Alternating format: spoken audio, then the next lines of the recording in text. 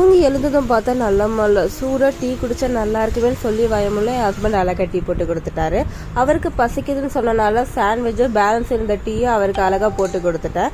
எப்பயுமே நைட்டு பழைய சோறு மிச்சமாச்சுன்னா ஊற வைப்பேன். பட் அந்த டைமில் நான் மறந்தே போயிட்டேன். அதனால இன்னைக்கு பனிஷ்மெண்ட் எனக்கு ஃபுல் டே பழைய சோறு தான்.